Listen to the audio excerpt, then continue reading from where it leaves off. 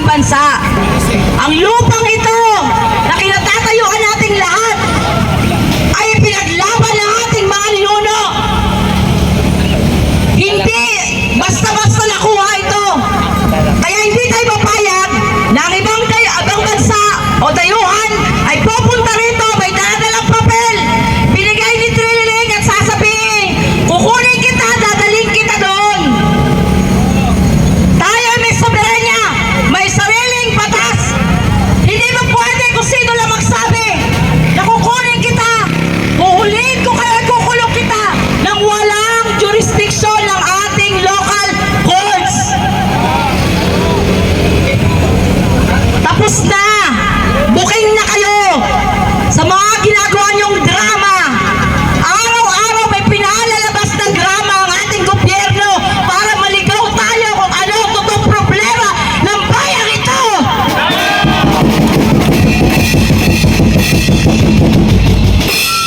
Bongbong, tumutok ka sa kahirapan, tumutok ka sa nakawan ng pera, sa mali-mali kang pera, tumutok ka sa totoong problema ng bawat Pilipino na naghihirap, na iinis na sa araw-araw na pamumuhay.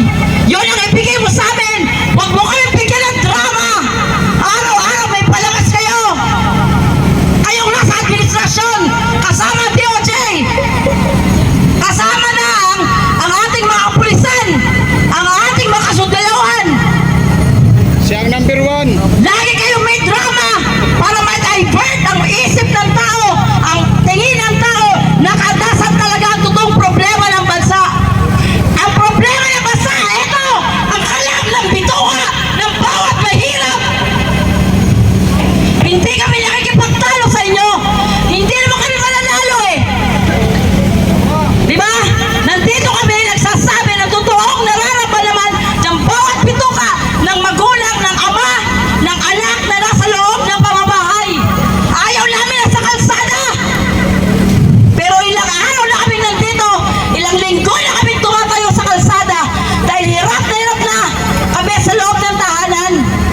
Hindi kasi kami magdurugas. Hindi namin kaya nakawin ang pondo ng bayan.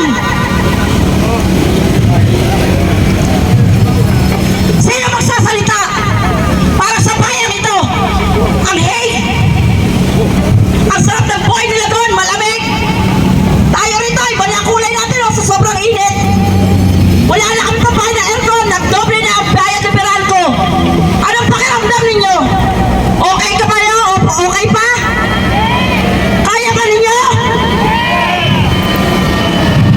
Hirap na ang bawat pamilya. Yun ang tutukan mo, Bongbong. Huwag mo kaming araw-arawin ng drama. Nagdadrama kayo sa Senado habang nagbubulsa ng mga kaperahan.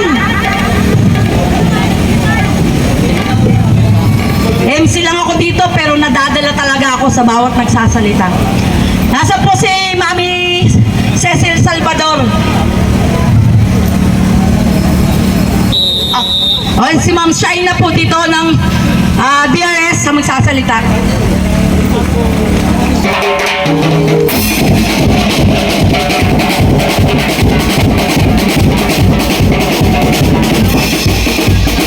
Hello, magandang hapon po sa lahat. Sa ating lahat ng mga kababayan na nandito at sa lahat ng mga kababayan natin na wala dito sa Pilipinas, nasa ibang bansa, marami pong salamat sa inyong suporta. At higit po sa lahat, pinapasalamatan po natin ang ating mga kababayan na walang sawang nagmamahal sa ating bayan.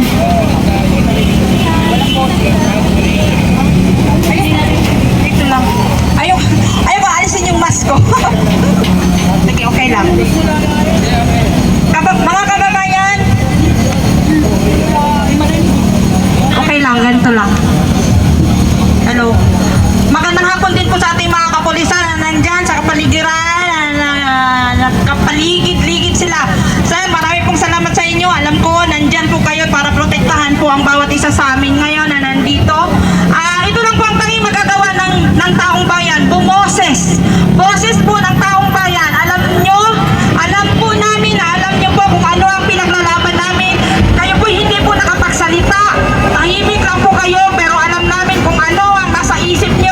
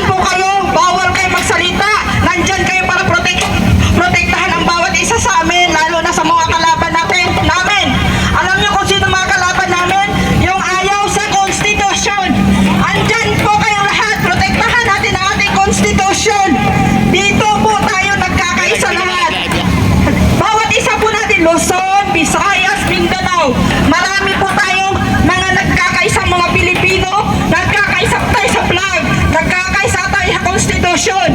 Hindi po tayo nagkakaintindihan sa mga salita, sa ating mga kultura, at sa lahat-lahat dahil iba-iba po tayo ng paniniwala. Pero dito po tayo nagkakaisa sa ating flag at sa ating konstitusyon.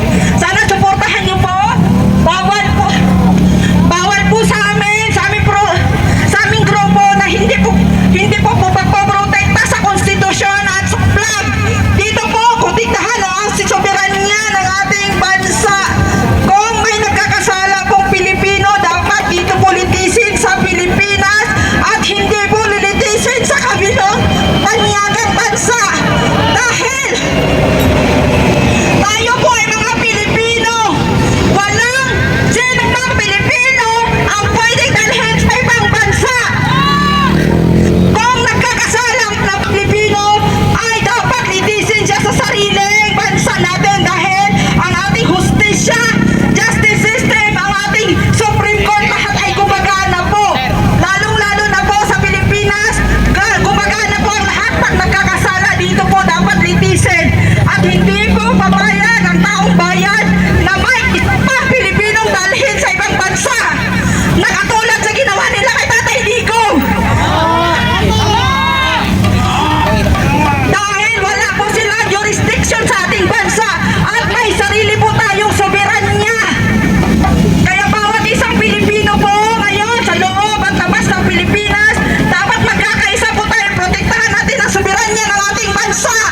Nagpapakamatay po ang ating mga bayani para sa ating bansa. Kakahiya naman na kayo mga nanunumpa dito. Hindi nyo kaya proteksyonan ng mga boses ng mga taong ito. Kami, wala kaming magawa ni wala ka kaming armas wala kaming magagawa. Boses lang. At alam namin kayo ang dapat na protekta dito.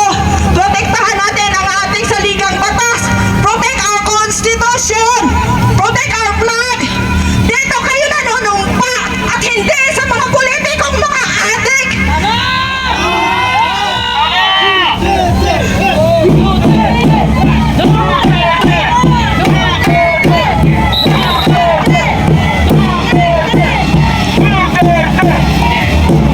Thank you.